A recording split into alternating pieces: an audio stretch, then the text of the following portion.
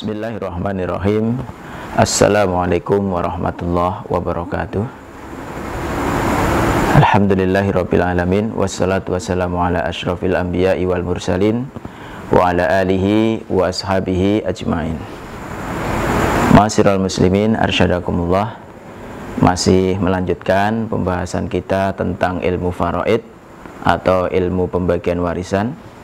Pada segmen ketiga ini, insyaallah yang akan kita kaji adalah syarat-syarat pewarisan dan hak-hak yang berhubungan dengan harta peninggalan si mayit.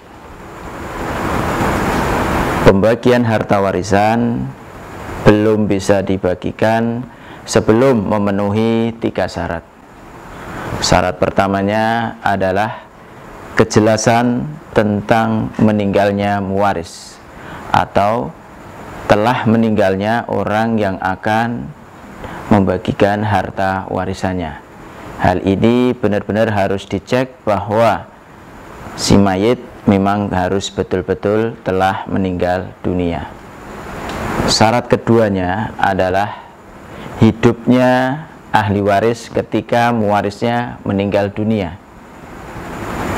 Sebagai contoh, misalkan Pak Ahmad memiliki 3 anak laki-laki.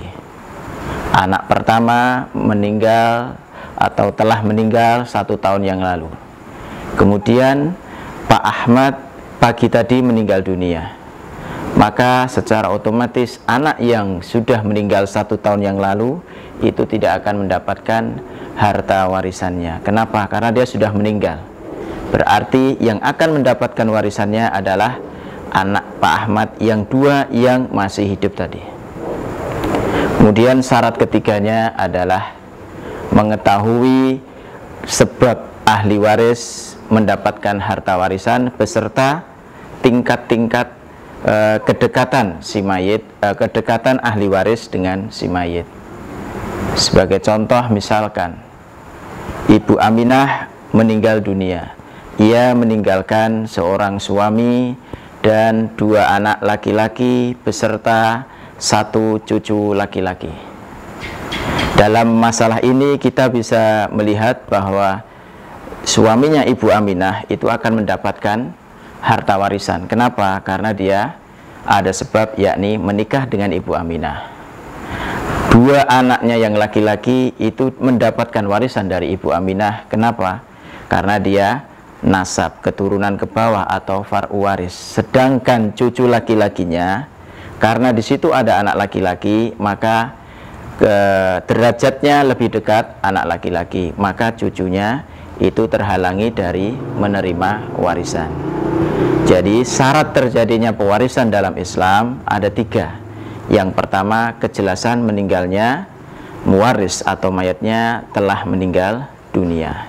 Yang kedua, hidupnya ahli waris ketika muwarisnya meninggal dunia. Yang ketiganya, mengetahui sebab-sebab ahli waris mendapatkan harta dari si mayit. Ma'asyiral muslimin, arsyadakumullah. Yang selanjutnya adalah masalah harta peninggalan si mayit.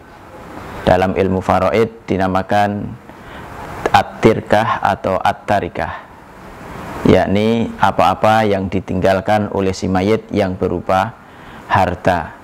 Sebagai contoh, kebun, sawah, ladang, kendaraan, perhiasan, dan lain-lain sebagainya. Ketika sudah memenuhi syarat dan rukun pembagian warisan, tidak serta-merta harta peninggalan si mayit langsung bisa dibagikan.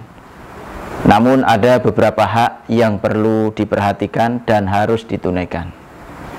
Hak yang pertama adalah biaya pengurusan jenazah. Dari mulai memandikan, mengkafani, sampai menguburkan.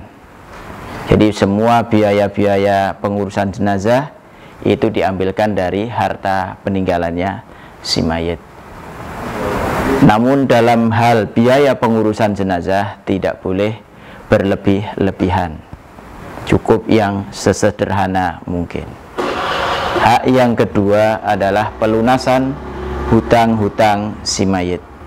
Jadi hutang si mayit itu harus dilunasi, diambilkan dari harta peninggalan si mayit tadi. Hal ini berdasarkan perkataan Nabi Shallallahu Alaihi Wasallam riwayat Ahmad, nafsul mu'min mu'allaqatun bidainihi hatta yuqda anhu. Jiwa seorang mukmin tergantung oleh hutangnya sampai ia membayarkan hutang tersebut. Hak yang ketiga yang harus ditunaikan sebelum pembagian harta warisan adalah pelaksanaan wasiat-wasiat si mayit. Pesan-pesan terakhir dari seseorang sebelum ia meninggal dunia yang ada hubungannya dengan harta. Yang sangat harus diperhatikan dalam masalah pelaksanaan wasiat adalah yang pertama, tidak boleh melebihi dari sepertiga harta.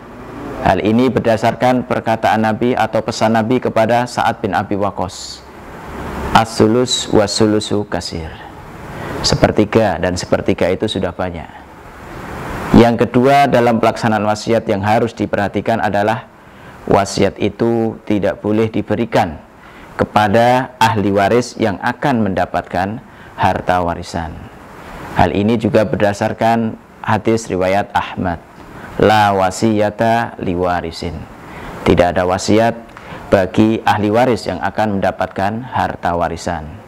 Yang keempatnya, baru harta setelah diambil tiga tadi dibagikan kepada ahli waris yang akan mendapatkan harta warisan. Dengan kata lain, hak-hak tadi merupakan pengurang dari harta-harta yang ditinggalkan oleh si mayit. Sebagai contoh, misalkan seorang mayit meninggalkan 100 juta, kemudian untuk biaya pengurusan jenazah itu 10 juta. Mayitnya memiliki hutang atau untuk melunasi hutang-hutang si mayit 20 juta. Untuk wasiat, melaksanakan wasiatnya si mayit itu 10 juta. Berarti 10 tambah 20 tambah 10 40. Harta yang ditinggalkan pertama atau tirkahnya itu 100 juta, dikurangi 40 maka sisa 60 juta. 60 juta inilah yang akan dibagikan kepada ahli waris yang masih hidup yang akan mendapatkan harta warisan. Wallahu a'lam bishawab. Assalamualaikum warahmatullahi wabarakatuh.